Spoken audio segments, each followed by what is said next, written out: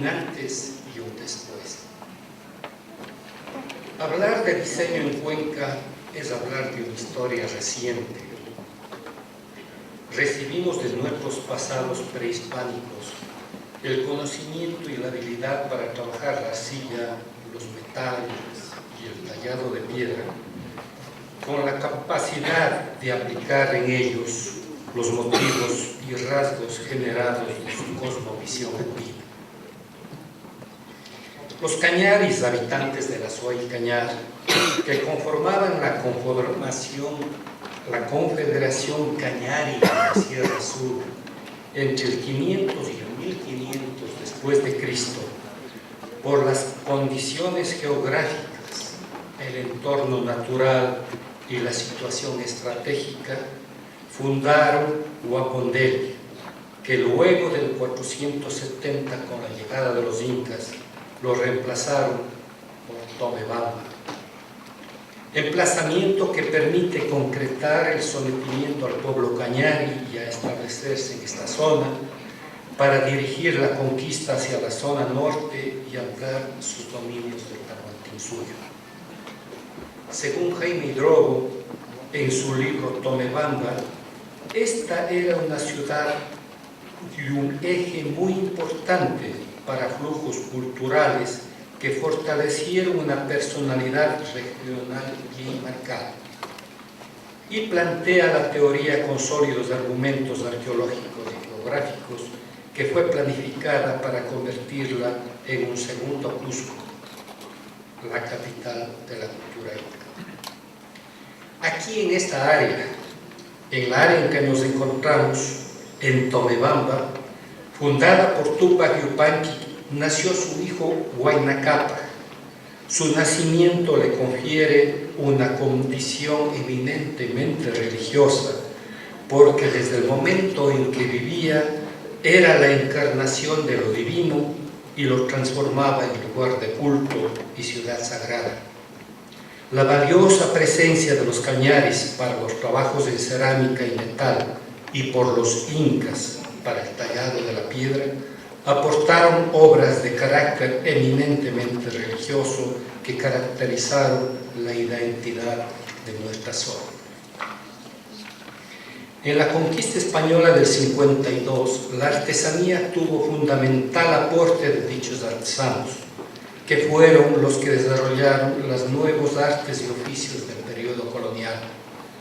En esa época, su ubicación geográfica y su asentamiento entre Lima por el Virreinato del Perú y la Real Audiencia de Quito lo colocaban como un lugar de tránsito en el que recibía insumos, inclusive del exterior, lo procesaba y lo enviaba a otras ciudades de costa y sierra y parte del oriente. El artesano florece por ese profundo legado prehispánico y se consolida la identidad cultural en nuestra imagen de ciudad. Se desarrollan en su área asignada y quizás porque no había tierras tan productivas y extensas como la Sierra Norte y Central, sus habilidades se demuestran y manifiestan en la práctica diaria y constante de sus manos. La cerámica tuvo nuevas técnicas, sobre todo la fabricación de ladrillos y tejas, que contribuyeron a la identidad de la arquitectura colonial de la ciudad. Los carpinteros iniciaron participando en construcción y perfección en la realización de muebles y ejemplos de trabajos sumamente refinados, especialmente elaborados para comunidades religiosas, sillones donde se aplican acabados, bordados, partes y decoración con clavos de cobre, travesaños calados y hasta cuero empujado pintado. A decir de los historiadores como Diego Arteaga, en su libro El artesano en la cuenca colonial, resalta la especialidad en carpintería de la técnica del embutido, la taracea, y los artesanos y maestros que dieron fama a Cuenca como un centro importante a nivel de la provincia de Quito. Hoy se conservan algunas obras en templos varios del país y se utiliza esta taracea y desarrolla la técnica, especialmente aplicando hueso, carey y concha, innovaciones siempre de los artesanos cañaris. La sastrería y la fabricación de botones Fue un oficio que adquirió relevancia por su elaboración de ternos de corte europeo, muy apreciados por la sociedad de la época, ofreciéndose además ropa de mujer y prendas para religiosos. En las tiendas vendían además toda la tela para los insumos y materiales para la confección doméstica. Destacó también el trabajo en cuero, porque aquí se iniciaron insumos, la instalación de las tenderías y curtiembres, y se completan con la zapatería y la talabartería. La herrería fue magnífica, con artesanos de primer orden, y los objetos decorativos eran para todas las casas de la ciudad, desarrollándose además los herrajes y las herramientas para la labranza agrícola, como generando una artesanía muy próspera en la ciudad. La cestería, la platería, que sirvió únicamente para que los españoles que fueron conjuntamente con italianos y portugueses los que tenían la dirección de las minas y eran propietarios, para que su producto lo envíen directamente a sus países de origen. Por esta razón la joyería no tuvo presencia significativa y solo se trabajaba por encargos para reforzar los dotes familiares. Los artesanos más bien fueron los indígenas que preparaban los adornos en plata para collares y accesorios de su comunidad. Aparte se comenta que existían fabricantes de instrumentos musicales como guitarras, trompetas, órganos para usuarios domésticos y eclesiásticos. Otros artesanos perfeccionaban la elaboración del sombrero de lana de oveja y posteriormente, con la influencia de la técnica recibida de las zonas costaneras, especialmente de Manabí, en un momento se inició el tejido de la paja toquilla. Posterior a la independencia de 1820, surge un momento histórico que destaca a Cuenca por la corriente de afrancesamiento de la ciudad, 1860-1940. Con el término de un periodo colonial que robustece el plan político y social de la ciudad, y con una clase social alta de grandes recursos económicos, y con la admiración por la cultura francesa, por su corriente de pensamiento nacionalista y laico, opuesto al repudiado pasado español de cultura religiosa, una nueva arquitectura de fachadas basada en un neoclásico francés empezó con auge, proponiendo una nueva imagen de ciudad. La exportación de la cascarilla y el sombrero de paja toquilla generaron ingresos económicos de gran volumen para las clases sociales de la ciudad. Las familias querían tener todas sus casas con esas fachadas, aunque en su interior esta nueva arquitectura todavía tenía la distribución y funcionamiento de la casa colonial. Esta nueva arquitectura significó que los artesanos de la construcción en madera, en cal y ladrillo, los fabricantes de muebles, instaladores de latón, los herreros, forjadores de hierro, ceramistas, etc., perfeccionen las nuevas técnicas y acabados. Paralelo a este crecimiento espectacular surgieron pequeños talleres más equipados, con personal idóneo, y las pequeñas industrias de las áreas diferentes del quehacer artesanal empezaban a asomar en nuestra ciudad.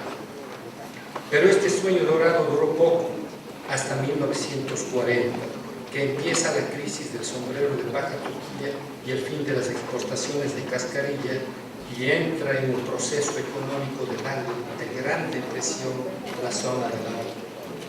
En el 58, luego de un trabajo importante de las autoridades locales, se funda el Instituto de Recuperación Económica, que posteriormente será el Centro de Reconversión Económica de la Suay Cañar y Morona Santiago CREA, y en 1963 consiguen la Ley de Fomento Industrial que exonera de impuestos a la industria que se instalan en la zona del agua. Estos logros permiten el asentamiento de grandes industrias muy tecnificadas y que fueron pioneras, una de ellas, en el desarrollo del mueble industrial en el país, la imagen de muchas empresas actuales. Se consolida un parque industrial en una zona definida y surgen industrias de cerámica y de productos reconocidos por su prestigio y calidad y diseño. En el 58 se funda la Facultad de Arquitectura, facultad que tenía en su pensum académico la materia de diseño básico y con catedráticos de gran calidad y personal académico de gran valor, dieron a Cuenca la reconocida arquitectura cuencana, con identidad propia, con nuevos conceptos de planificación y diseño. El Instituto Ecuatoriano del Folclore, con la dirección del antropólogo brasileño Pablo de Carvalho Neto en Quito, y con una relación directa en el Instituto Azoayo del Folclore, desarrollan muchas investigaciones y gráficas recogidas por Olga Fisch, Osvaldo Viteri y Tejada en la cultura popular, detalles y rasgos que sirvieron de base para nuevas propuestas innovadoras e importantes con objetos de técnicas y expresiones diferentes. En Cuenca, en investigaciones locales se aplicaron igualmente en nuestros productos y en las líneas especiales y nuevas de muebles que fueron decoradas con pinturas de la cerámica de Chortelé y bordados en tela para indumentaria de uso con motivos de las polleras de la chola cuencana. Paralelamente, en el 75, el CREA funda el Instituto Artesanal de Investigación, Capacitación y Diseño, IICA, con el aporte de importantes maestros y artesanos de una misión española que trajeron el equipamiento para formar a sus homólogos en la ciudad en las áreas de forja, joyería, cerámica, repujado de metal y pan de oro. Este centro fue muy destacado en la formación de artesanos artífices y contribuyó significativamente a la capacitación de la artesanía local. También tenían como base una investigación antropológica sólida y de mucho valor científico que desarrollaban en Quito el Instituto de Artes Populares. Fueron los primeros en tener manuales impresos sobre los conceptos y metodologías para la enseñanza del diseño de productos.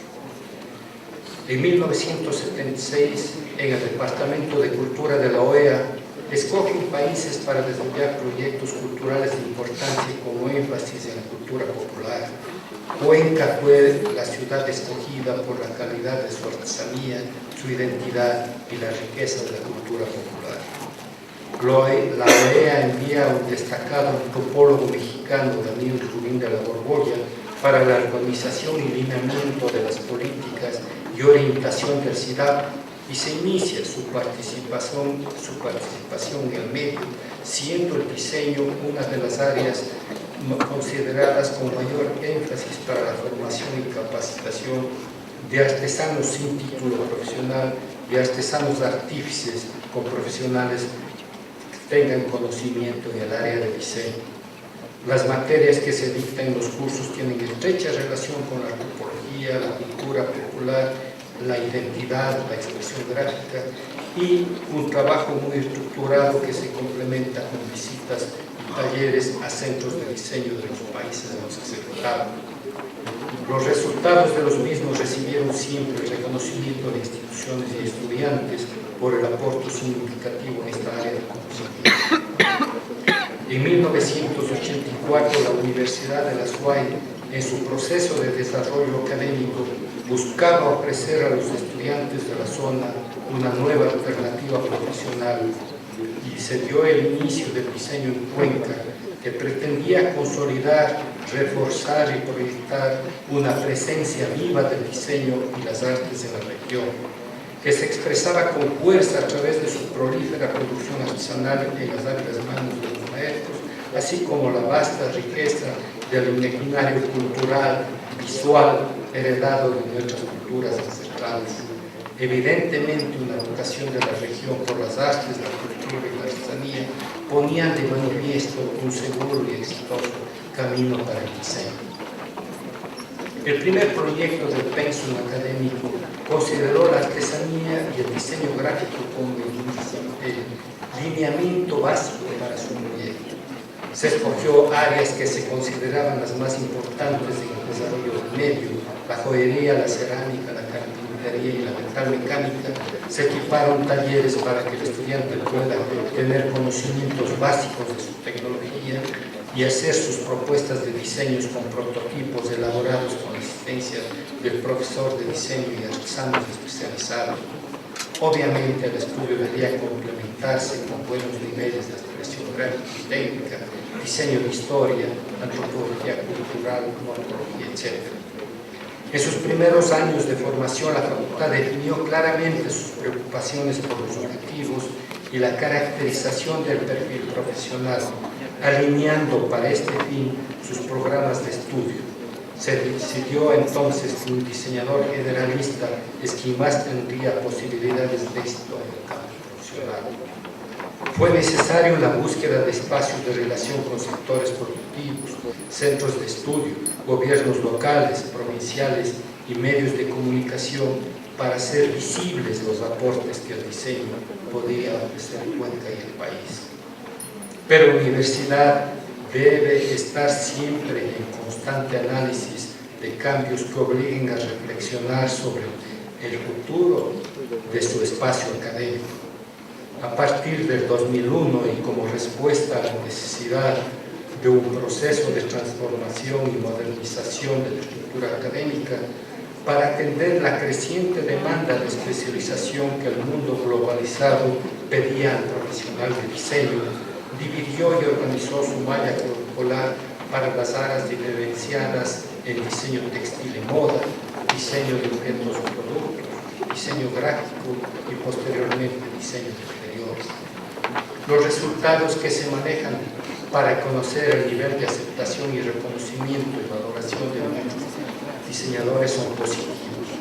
El diseñador textil en una investigación desarrollada en el 2011 detecta que el 84% de sus diseñadores se encuentran en el ejercicio de su profesión. El área gráfica ha nutrido de profesionales que aportan significativamente a un avance tecnológico muy grande de las imprentas y periódicos locales. La imagen corporativa del comercio y la industria ha cambiado diametralmente y hoy se ha empleado esta alternativa con el manejo de áreas multimedias que trabajan con sitios web, productos multimediales,